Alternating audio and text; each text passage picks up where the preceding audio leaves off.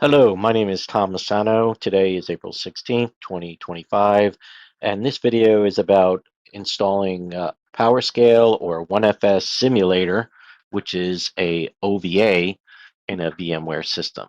You can do one node or you can do many nodes, but today we're just going to be installing one node. We're going to do quick and simple. So you can download the OVA from Dell.com.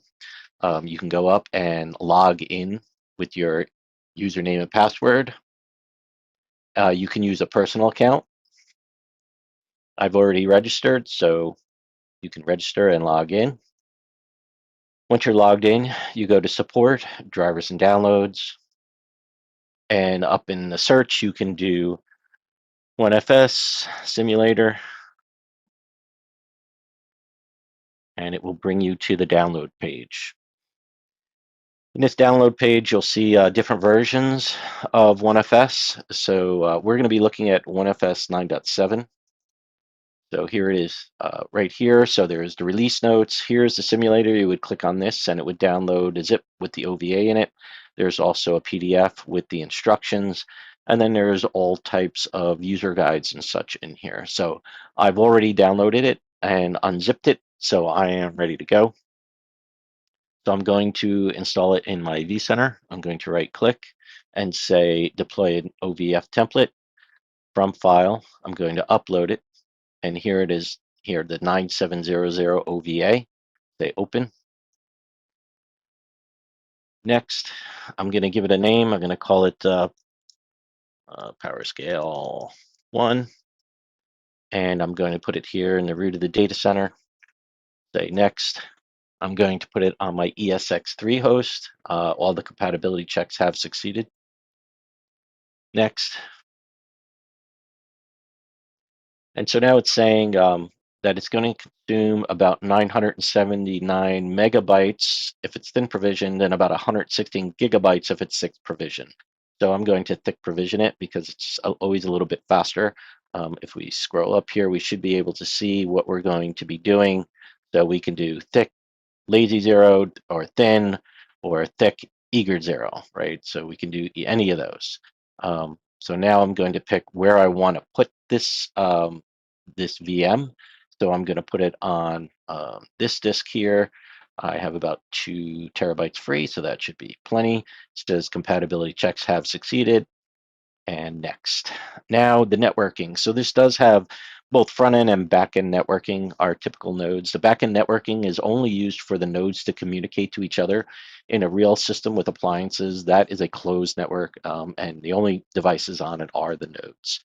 But here we can, for the ease of simplicity, we can just put everything on the VM network or whatever your default network is on your VMware farm. This is a review of everything that we have set up. Everything looks good, and we click Finish. Down here, we can see it imports it, and then it's going to deploy it. And through the magic of video editing, I will speed this up. It typically takes about 2 minutes.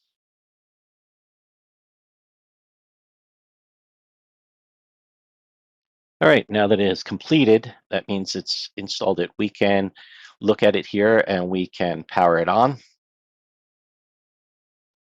And then we can launch the web console for that. Again, this takes about 1 to 2 minutes. I will speed it up.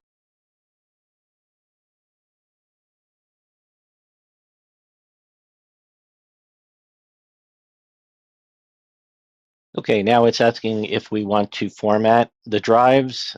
We have to make sure we click in this window and type yes. And then we are gone for about another minute and a half.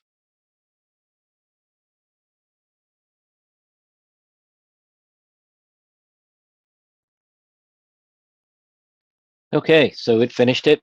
So now we're at the menu. So you'll see these menus have 1, 2, 3, 4. That's typically how they are approached. So you start at the top, number 1, and work your way down to number 4. So right now we're going to say number 1, we're going to create a new cluster.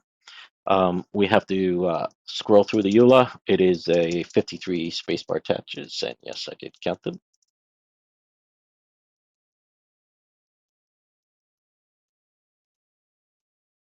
And we have to type yes here.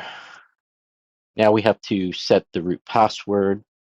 This is for the Unix side or SSH access. Sorry, I mistyped it. Let me type it again. Now we have to change it for the management UI. All right, now we give the cluster a name. I'm going to call it PowerScale 1. It's asking us the encoding. So if you look the second line up from the bottom, it says enter use current encoding UTF-8. I will select that just by hitting enter.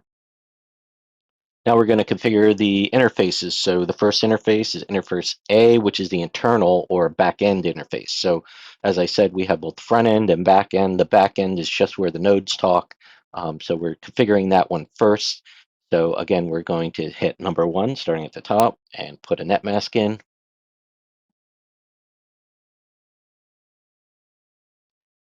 MTU looks good, number 2. So number 3, we're going to configure IP ranges.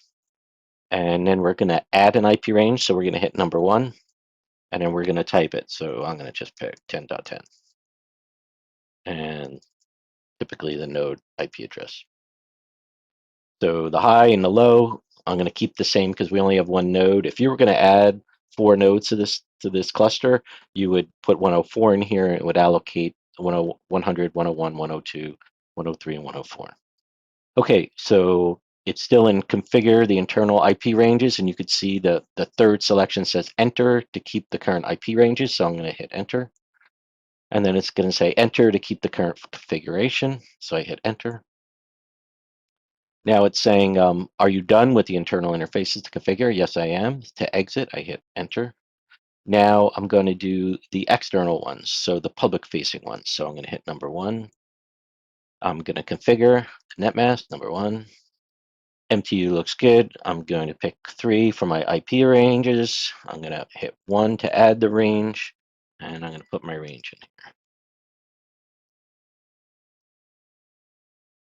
And again, I'm only using 1, so I'll hit enter again. So that looks good. Enter to keep the current IP ranges, and enter to keep the current configuration. So that's good. So now I'm going to enter the default gateway. I am not going to configure a smart connect zone at this time. We can do that in the GUI. It's more intuitive there. So I'm just going to hit enter to keep the current settings. I'm going to hit number 1 to select DNSs. I'm going to put my DNS in here.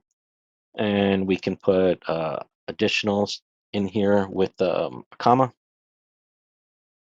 Pick a Google one. All right, looks good. I'm going to hit 2 to put a search domain in there. Not required, but I always like to put it in. Okay, so enter to keep the current DNS settings. They look good. Enter.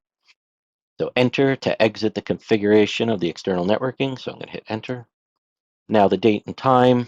So this looks good. I'll configure it anyway to show you. So hit 1 to configure the time zone. So I am in Eastern time zone. I'm going to hit 2.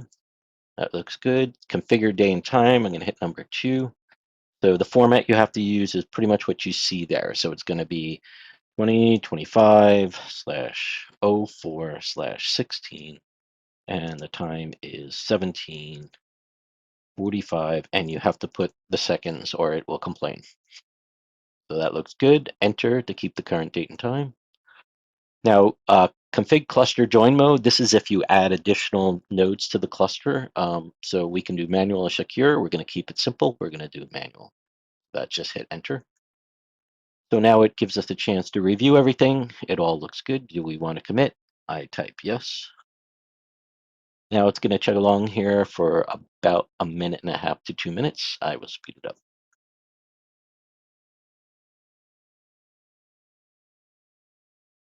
Okay, and it looks like it's done. So you can log in from root here if you wanted to or you had to.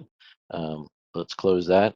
Let's get on the GUI, HTTPS,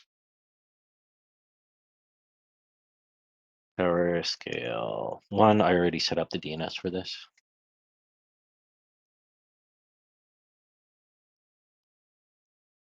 And you have to go to port 8080. So it looks like it's up. We're going to connect. Admin is the username that we set the password up for.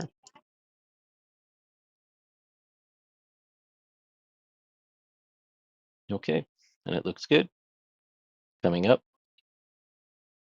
Now we can also make sure we can connect this via SSH. I already have a profile set up for it. All my profile does is put a root user in there and a password, nothing special. And there it is. It logged in. And we type, who am I? Oops. And I am root.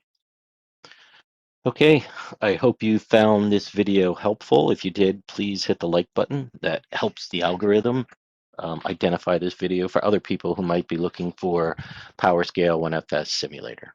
All right, I hope you have a great day. Thanks for watching.